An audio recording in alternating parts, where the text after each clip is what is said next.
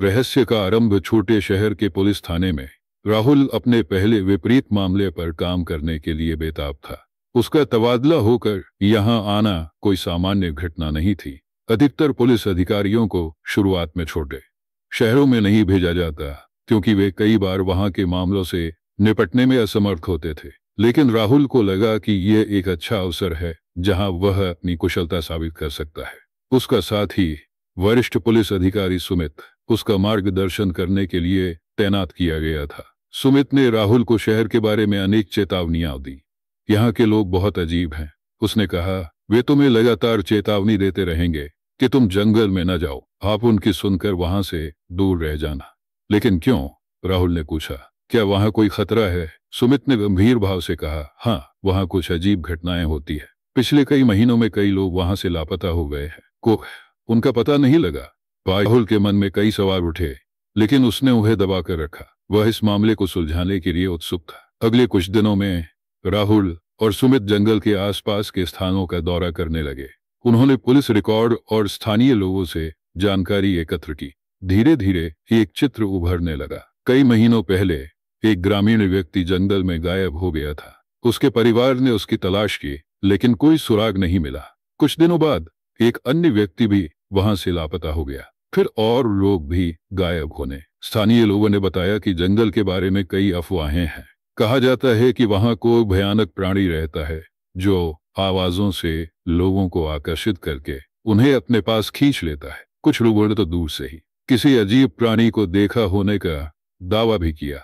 राहुल और सुमित इन सभी कहानियों पर विश्वास नहीं कर रहे थे। उन्हें लगा कि यह सब अफवाहें ही हैं। लेकिन जब उन्होंने जंगल के किनारे पर एक शव पाया तो उन्हें ये यकीन हो गया। पर कई अजीब चोटें थीं, जैसे कि उसे किसी विषम प्राणी ने फाड़ डाला हो। राहुल और सुमित ने शव को जांच के लिए भेज दिया और उन्होंने जंगल में और गहराई में जाने का फैसला किया। हमें पता लगाना होगा कि यहाँ क्या हो रहा है, राहुल ने कहा। हम जंगल में जाकर इस रहस्य का पता लगाएंगे। लेकिन जब वे जंगल की ओर बढ़ने लगे तो स्थानीय लोगों ने उन्हें चेतावनी देनी शुरू कर दी। आप वहां नहीं जा सकते, एक बूढ़ा व्यक्ति चिल्लाया। वहां बहुत खतरा है, कोई भी वहां नहीं जाता, क्योंकि वापस नहीं। राहुल और सुमित ने उनकी चेतावनी को ध्यान में रखा, लेकिन उन्हें जंगल में जाने से रोक नहीं पाए। वे इस रहस्य का पता लगाने के लिए प्रतिबद्ध थे। जैसे ही वे जंगल में प्रवेश करने लगे, वातावरण बदलने लगा। रोशनी धुंधली हो गई और हवा में एक अजीब सुगंध आने लगी। राहुल ने अपने साथी की ओर देखा, जिसका चेहरा चिंता से भर गया था। आप देख रहे हैं, यहाँ कुछ गलत है, वह कहकर आगे बढ़ गया। राहुल ने गहरी सांस लेते हुए अपने कदम आगे बढ़ाए।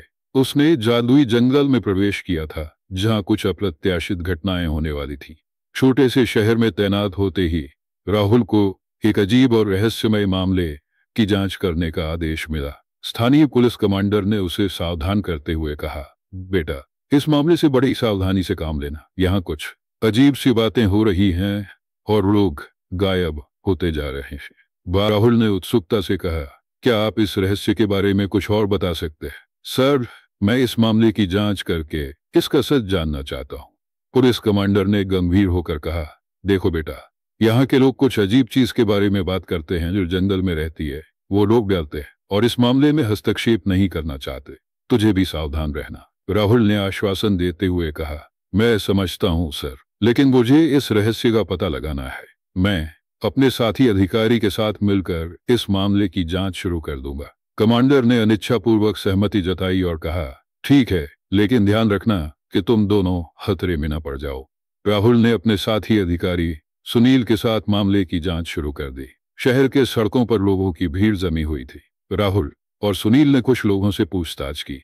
एक बुजुर्ग व्यक्ति ने चिंतित होकर कहा, हाय बेटा, तुम लोग इस मामले में नहीं पड़ना, यहाँ कुछ भयानक चीज हो रही है। कई लोग गायब हो गए हैं और हम सब डर के मारे कांप रहे हैं। एक महिला भी डरते हुए बोली, हमारे पड़ोस के कुछ लोग जंगल में गए थे और वापस नहीं लौटे। उनका कोई पता नहीं चल रहा है। यहाँ कुछ गलत चल रहा है। राहुल ने गंभीरता से पूछा, आप लोग क्या कह रहे हो? जंगल में क्या हो रहा है? एक युवक ने डरते हुए कहा, उस जंगल में कोई भयानक चीज रहती है अधिकारी साहब। लोग वहां जाते हैं और वापस नहीं आते। राहुल और सुनील ने एक दूसरे की ओर देखा। राहुल ने कहा, लगता है इस मामले की जड़ें जंगल में हैं। हमें वहीं जाकर इसका पता लगाना होगा। सुनील ने कहा, लेकिन लोग तो उस जंगल से डरते हैं। वहां क्या हो रहा है ये पता नहीं। राहुल ने आत्मविश्वास के साथ कहा, हम दोनों मिलकर इसका पता लगाएंगे, हमें इन लोगों की मदद भी मिलेगी। सुनील ने कहा, ठीक है तो चलते हैं, लेकिन हमें बहुत सावधान रहना होगा। दोनों अधिकारी जंगल की ओर बढ़ने लगे।